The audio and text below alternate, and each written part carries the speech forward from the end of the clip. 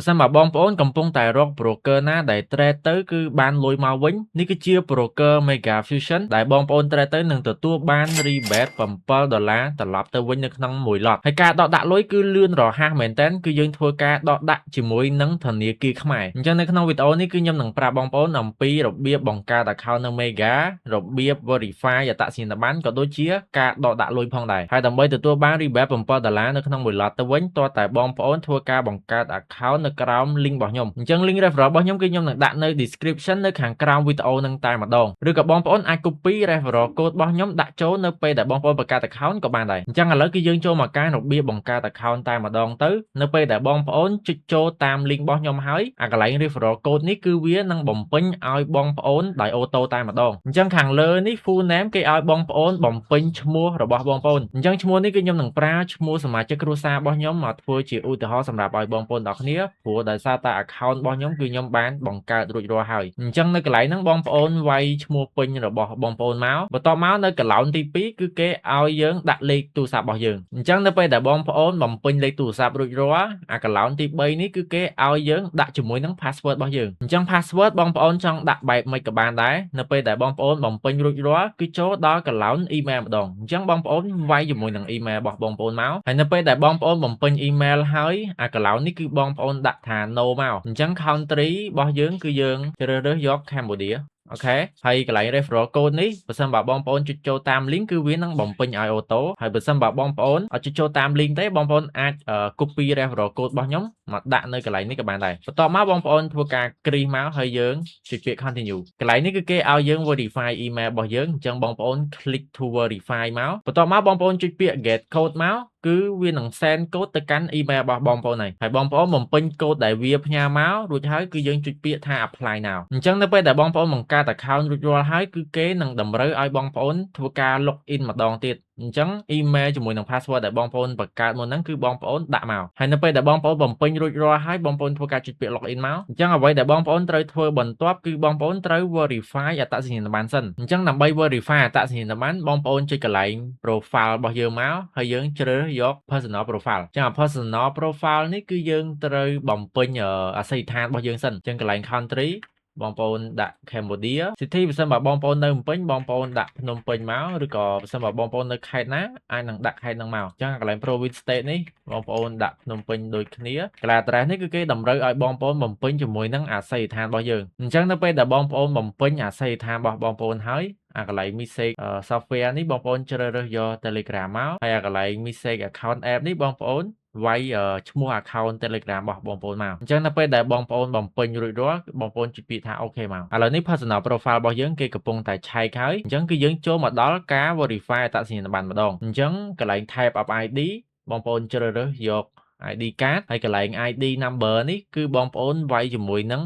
លេខអត្តសញ្ញាណប័ណ្ណរបស់បងប្អូនមកបន្ទាប់មក front side ហើយ back side នេះគឺគេតម្រូវឲ្យបងប្អូន upload អត្តសញ្ញាណប័ណ្ណខាងមុខហើយជាមួយនឹងខាងក្រោយបន្ទាប់មកទៀតកន្លែង proof of residence នេះគឺគេតម្រូវឲ្យបងប្អូន upload bank statement អញ្ចឹងបងប្អូនបើក ABA ឬក៏ AC ដើម្បី download bank statement last month មករួចហើយបងប្អូនធ្វើការ upload ចូលមកកន្លែង proof of residence មកអញ្ចឹងនៅពេលដែលបងប្អូន upload ហើយបងប្អូនចុចពាក្យថា OK ឥឡូវនេះអាសយដ្ឋានជាមួយនឹងអត្តសញ្ញាណប័ណ្ណរបស់យើងគេកំពុងតែឆែកហើយអញ្ចឹងប្រហែលជាមួយ plate អីគឺគេអាចនឹង approve ហើយខ្ញុំសូមបញ្ជាក់មួយអាកន្លែង personal profile កន្លែង address នេះធ្វើម៉េចបងប្អូនបំពេញឲ្យដូចទៅនឹង address នៅក្នុងABA bank statement របស់យើងកន្លែង proof of residence នេះមុនហ្នឹងគឺខ្ញុំ upload AC Lida ប៉ុន្តែ AC Lida អាកន្លែង address ហ្នឹងគឺមានតែភ្នំពេញគឺគេ reject អញ្ចឹងគឺខ្ញុំ upload ជា ABA bank statement វិញព្រោះ ABA គឺគេមានអាសយដ្ឋានពេញហ្មងអញ្ចឹងអាកន្លែងអាសយដ្ឋានកន្លែង personal profile នេះបងប្អូនដាក់ឲ្យដូចទៅនឹងអាកន្លែង bank statement ទៅគេ approve ឲ្យយើងតែមិនអញ្ចឹងទេបើបងប្អូនដាក់ខុសជាមួយនឹងអាកន្លែង bank statement ABA របស់យើងនេះគឺគេនឹង reject ហើយឥឡូវគឺយើងចូលមកដល់ការដាក់លុយវិញម្ដងអញ្ចឹងបងប្អូនចុចពាក្យកន្លែង my account នេះមក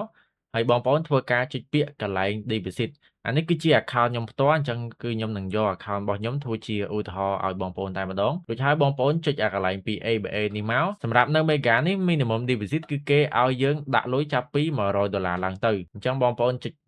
លើ ABA ហ្នឹងមកហើយនេះ account deposit របស់យើងអញ្ចឹងបងប្អូនចុចអាកន្លែង my wallet នេះសិនទៅអញ្ចឹងយើងដាក់$100មករួចហើយបងប្អូនចុចពាក្យ submit រួចហើយវានឹង load payment link ឲ្យបងប្អូនដើម្បី pay លុយអញ្ចឹងបងប្អូនគ្រាន់តែ copy payment link ហ្នឹងមកបងប្អូនចូល Safari ឬក៏ Google បងប្អូនគ្រាន់តែដាក់ចុច enter ទៅគឺវានឹង load ទៅកាន់ AWA Auto ហើយនេះបងប្អូនចូល Safari ឬក៏ Google មកហើយបងប្អូនផាស payment link ដែលបងប្អូន copy មុនហ្នឹងមករួចហើយយើងចុច go មកហើយយើងចុចពាក្យ open អញ្ចឹងវានឹងឲ្យបងប្អូនបាញ់លុយទៅហើយ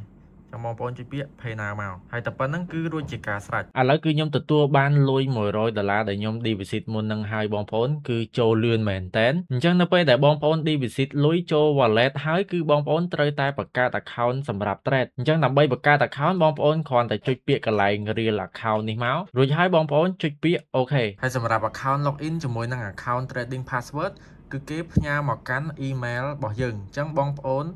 គ្រាន់តែ copy មកហើយនៅកន្លែង account នេះបងប្អូនចុច add account ហើយយើងវាយថា Mega មកគឺនឹងចេញមកហើយ server របស់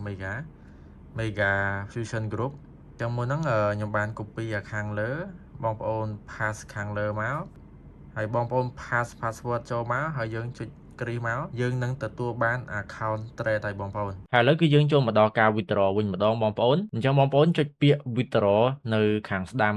ពាក្យ deposit ហ្នឹងមករួចហើយបងប្អូនជ្រើសរើសយកពាក្យ Cambodia withdrawal បន្ទាប់មកកន្លែង page account នេះគឺគេតម្រូវឲ្យបងប្អូនបំពេញជាមួយនឹងឈ្មោះធនាគារលេខ account របស់យើងហើយជាមួយនឹងឈ្មោះ account ធនាគាររបស់យើងអញ្ចឹងឈ្មោះធនាគារបងប្អូនវាយ ABA Bank មករួចហើយឈ្មោះ account របស់បងប្អូនបន្ទាប់មកលេខ account របស់បងប្អូនហើយកន្លែង bank account name ជាមួយនឹង number screenshot នេះបងប្អូនdownload bank statement មកហើយបងប្អូនធ្វើការ upload កន្លែងហ្នឹងមកអញ្ចឹងឥឡូវគឺខ្ញុំ upload រួចរាល់ហើយគឺយើងចុចពាក្យ OK មកបន្ទាប់មកកន្លែង withdraw account នេះគឺបងប្អូនអាច withdraw ចេញបានតែពី wallet ទេអញ្ចឹងដូចឧទាហរណ៍នៅពេលដែលបងប្អូន trade ចំណេញចុះ trade ចំណេញគឺបងប្អូនត្រូវតែ transfer អាលុយចេញពី account trading មកកាន់ wallet របស់បងប្អូនវិញអញ្ចឹងបងប្អូនចុចពាក្យកន្លែង internal transfer នេះមកហើយកន្លែងនេះគឺជា account ជ្រើសរើស account សម្រាប់បងប្អូន trade បងប្អូនចង់ផ្ទេរពី account trade ទៅ wallet ក៏បានផ្ទេរពី wallet ទៅកាន់ account trade ក៏បានអញ្ចឹងបើសិនបើបងប្អូនចង់ផ្ទេរពី account trade មកកាន់ wallet បងប្អូនដូចដាក់ account trade របស់យើងទៅតែកន្លែង deposit account នេះបងប្អូនយកជាមួយនឹង wallet របស់បងប្អូនហើយ transfer amount បងប្អូនចង់ផ្ទេរប៉ុន្មានគឺបងប្អូនដាក់ប៉ុណ្្នឹងមកហើយចូលមកដល់ការ withdraw របស់យើងវិញបងប្អូនជ្រើសរើសយក my wallet មកអញ្ចឹង withdraw amount គឺខ្ញុំនឹង withdraw $100វិញហើយបន្ទាប់មកបងប្អូនចុចពាក្យ continue មកហើយបងប្អូនចុចពាក្យ submit អញ្ចឹង withdraw application របស់យើងគឺបាន submit ទៅគេហើយកន្លែងនេះគឺគេបញ្ជាក់ប្រាប់យើងដែរថាយើងអាច withdraw លុយមុនម៉ោង8យប់តែប៉ុណ្ណោះអញ្ចឹងបើសិនបើយើង withdraw លុយមុនម៉ោង8យប់គឺយើងនឹងទទួលបានលុយនៅក្នុងថ្ងៃនឹងដូចគ្នាប៉ុន្តែបើសិនបើបងប្អូន withdraw លុយលើសម៉ោង8យប់ហើយបងប្អូននឹងទទួលបានលុយនៅថ្ងៃស្អែកបើសិនបើបងប្អូនមានបញ្ហាឬក៏ចម្ងល់អ្វីបងប្អូនអាចឆាតមក Telegram របស់ខ្ញុំបានហើយបើសិនបើបងប្អូនចង់បាន signal ឬក៏ចំណេះដឹងពី trading ផ្សេងៗបងប្អូនអាច join channel Telegram របស់ខ្ញុំនេះបានដែលបងប្អូនគ្រាន់តែធ្វើការ scan ទៅគឺអាច join channel Telegram របស់ខ្ញុំបានហើយ